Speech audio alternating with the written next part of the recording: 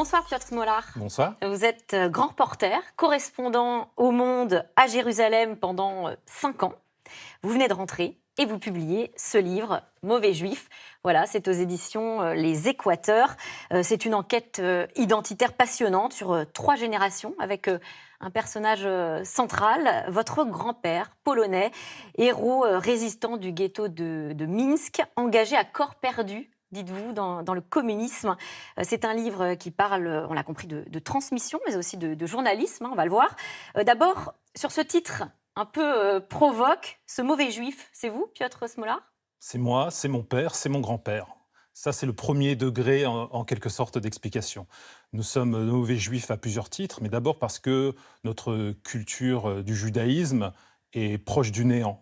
C'est vrai, je suis complètement ignorant, je suis ignorant des fêtes, je suis ignorant des textes religieux, et je reconnais bien volontiers cette ignorance. Je n'ai pas été élevé dans cette culture religieuse, pas plus que mon père, et pas plus que mon grand-père, même si mon grand-père, lui, avait, parmi ses passions, outre le communisme que vous avez mentionné, qui était l'engagement de sa vie, il avait la langue yiddish, puisqu'il a dirigé après-guerre un journal en yiddish qui était assez influent dans les milieux intellectuels.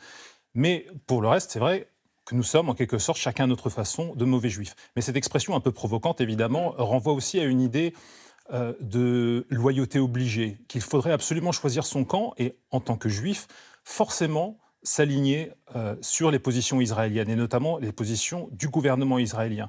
Comme s'il y avait une idée de traîtrise à partir du moment où un juif exprimerait des réserves sur ce que devient Israël et sur notamment l'érosion de la démocratie en Israël. Alors en plus, la question se pose d'autant plus pour vous qui êtes journaliste et donc totalement lié à l'objectivité Non, plus... pas l'objectivité. J'aime pas trop ce plus mot. Possible. Non, pas l'objectivité. C'est difficile. Je pense qu'il y a un malentendu avec ce mot d'objectivité. Je parlerai d'honnêteté. Et l'honnêteté professionnelle, c'est le respect du contradictoire.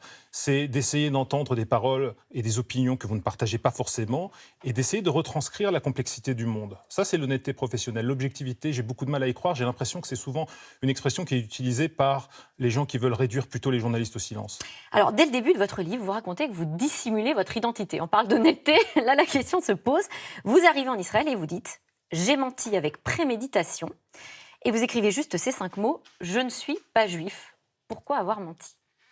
Pour plusieurs raisons. D'abord, pour poursuivre une ambiguïté que j'avais toujours eue dans ma vie tout court et dans ma vie professionnelle en France. Il ne m'était jamais venu à l'idée de devoir porter un étendard « Bonjour, je suis juif ».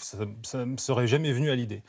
D'ailleurs, ce livre, qui est construit un peu en forme de kaléidoscope, avec à la fois un voyage dans la géographie et dans l'histoire, est une ode aux identités multiples. C'est-à-dire que je crois beaucoup dans l'article « et ».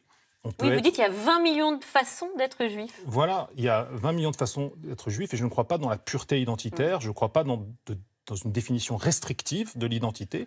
Là, c'est aussi pour ne pas parasiter, j'imagine, votre mensonge, si on peut l'appeler comme tel. C'est aussi pour ne pas parasiter, pour le coup, les explications, les discussions que vous pouvez avoir dans votre travail journalistique avec vos interlocuteurs. Bien sûr, vous avez tout à fait raison.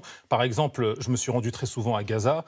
Si il avait été de notoriété publique que je suis juif, tous mes entretiens, par exemple, avec des officiels du Hamas, qui contrôlent la bande de Gaza depuis 2007, auraient été quasiment impossible, ou alors d'une complexité folle. C'est-à-dire qu'en permanence, il y aurait eu un soupçon sur les motivations qui me poussent à poser telle ou telle question. Ça aurait vraiment parasité mon travail. Et même chose aussi pour la réception de mon travail. C'est-à-dire que je ne voulais pas m'exposer à des débats de comptoir sans fin sur l'éventuelle déloyauté dont je ferais preuve parce que j'écris des articles parfois critiques sur le gouvernement israélien. Alors, ce pays que vous avez couvert pendant 5 ans, vous l'avez vu se transformer, dites-vous. La grande histoire de mon séjour en Israël, c'est le raidissement identitaire.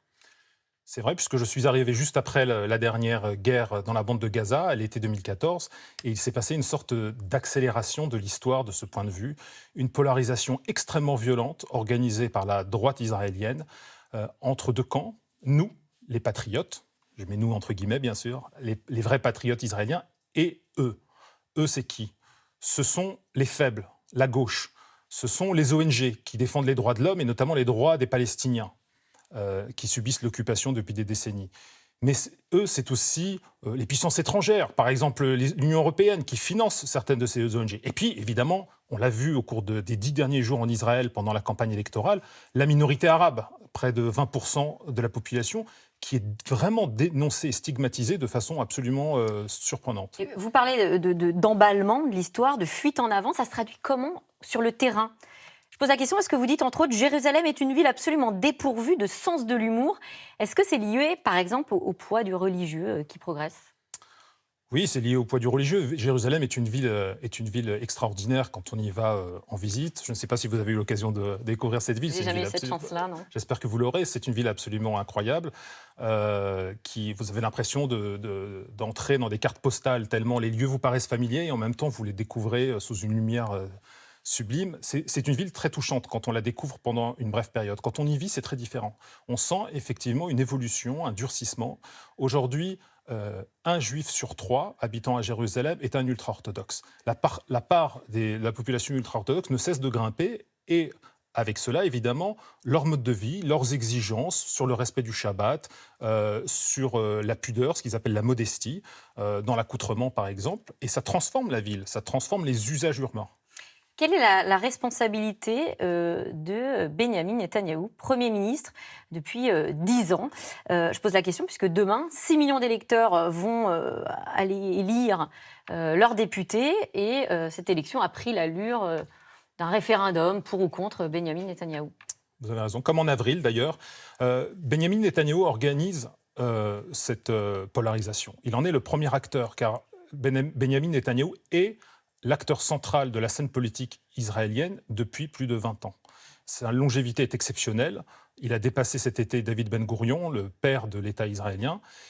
Et il a organisé cette polarisation, est-ce par cynisme ou par conviction ? Il y a une part de conviction dans le sens où il a hérité de son père, qui était un grand intellectuel de la droite nationaliste israélienne, un vrai pessimisme de l'histoire. C'est-à-dire qu'au fond, Benyamin Netanyahou ne croit pas dans la possibilité de faire la paix avec les Palestiniens. Il essentialise les Palestiniens en les présentant comme des gens foncièrement hostiles à l'État d'Israël et aux Juifs.